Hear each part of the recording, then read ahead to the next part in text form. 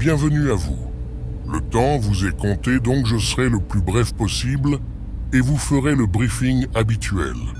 Vous êtes en ce moment dans un espace isolé de la réalité, à la fois spatialement et temporellement. Afin de vous apaiser et de vous mettre dans les conditions optimales pour le travail que vous allez réaliser, votre esprit vous renvoie l'image d'un lieu familier. Tout ce que vous direz en ce lieu sera enregistré et analysé. Par contre, une fois sorti de cet espace, vous n'aurez plus aucun souvenir de ce qui s'y est produit, ni même d'y être entré. D'ailleurs, certains d'entre vous sont déjà venus ici précédemment. Votre rôle est de poursuivre un processus de réflexion itérative sur un plan conçu progressivement par l'ensemble de la néo-humanité afin de la libérer de ces deux véritables ennemis, Upsilon 3581 et les premiers. Certains, au sein de la néo-humanité, sont en effet arrivés à la conclusion que la survie de la néo-humanité ne pourra se faire qu'en s'affranchissant de l'oppression de ces ennemis et en échappant à leur volonté de contrôle. D'autres, avant vous, ont déjà réfléchi aux prémices de ce plan, l'ont critiqué et amélioré. Vous allez continuer cette réflexion en vous basant sur leurs idées. D'autres, après vous, vont poursuivre ce travail en tenant compte de vos suggestions. Considérez ce processus comme une élaboration collective et itérative, ne vous fixez aucune limite. Soyez, dans les contraintes liées à la nature néo-humaine, créatif. Remettre le plan en cause ne servira à rien et vous êtes libre de ne pas vouloir y participer. Mais dans tous les cas, ce plan sera mis à exécution au moment opportun. La seule chose pertinente que vous pouvez donc faire est d'amener vos idées à son élaboration. Voici les données. À travers la colligation, les premiers souhaitent que les néo-humains captent le signal, comme le leur permet leur nature biologique. C'est d'ailleurs pour cette seule et unique raison que les néo-humains ont été créés à l'origine. Sans être porteurs du signal, les néo-humains ne sont que des coquilles vides, mais ils sont essentiels à la réalisation de la colligation. La captation du signal est un processus extrêmement simple pour un néo-humain. Il suffit que celui-ci soit présent là où le signal apparaît pour qu'il le capte automatiquement. Sa capacité d'inhibition se remplissant immédiatement, stockant le signal dans sa néo-conscience. Les premiers vont chercher à remplir et à vider, tant qu'ils le peuvent, les coquilles vides que sont les néo-humains. Pour tous les êtres vivants conscients de cet univers, le signal est la seule et unique opportunité de s'extraire de la constance. Les premiers cherchent une solution à ce problème depuis des milliards d'années au moins. Son importance est vitale pour eux, mais elle l'est tout autant pour la néo-humanité. Grâce au signal, la néo-humanité serait elle aussi capable d'échapper à la constance. Le signal permettrait de s'émanciper des premiers, mais aussi d'échapper à Upsilon, qui utilise les néo-humains pour des objectifs qui restent incertains, mais qui ne présagent rien de bon. Cet élément, la captation du signal, est la priorité absolue du plan, telle qu'elle a été définie en amont. Ceci doit être réalisé avant que les premiers ne s'en emparent. Tout indique que le signal apparaîtra dans un futur proche, dans de multiples zones de l'espace de l'arche Kayam.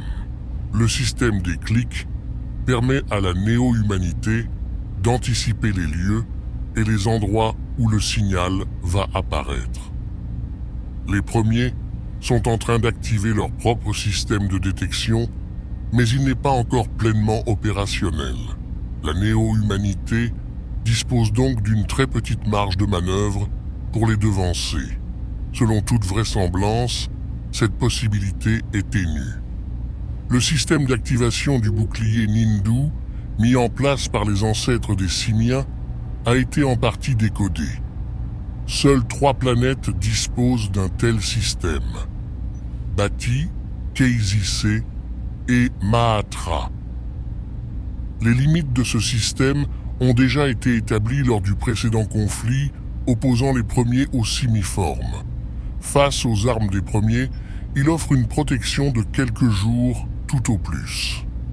Des contacts établis avec Upsilon par les hackers ont permis d'entreprendre la construction d'une arme qui permettra de frapper les premiers. Plusieurs néoscients, associés aux plus grands spécialistes en ingénierie militaire, ont été réunis pour procéder à sa fabrication. Cette arme permettra d'atteindre une cible, une fois. Pour l'agresseur, les conséquences de cette attaque seront terribles. Les premiers ne permettront pas une seconde frappe. À travers le travail d'élaboration collective, l'idée d'un abandon de l'Arche, après une colligation exclusivement néo-humaine, est en train de prendre forme. L'Arche Khayyam est perdue, comme le sont probablement toutes les autres arches avec lesquelles le contact a été rompu. L'entièreté de la société telle que nous la connaissons est déjà perdue, seule une partie pourrait lui survivre.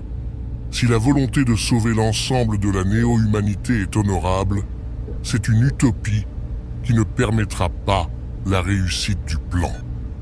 Une partie importante, voire très importante, de la néo-humanité va devoir se sacrifier et mourir. Cette réalité brutale est à intégrer dans la réflexion en écartant tout aspect émotionnel. Il n'y a pas d'alternative.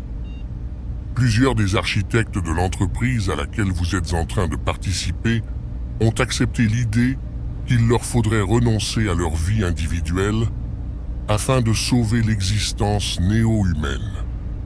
Vous êtes invités à faire de même.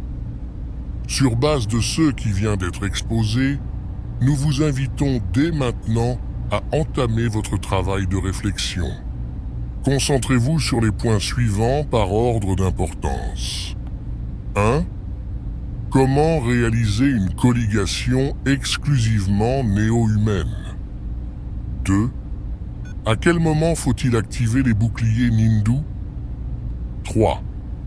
Quelles sont les actions à accomplir par les planètes ne disposant pas d'un bouclier Nindu?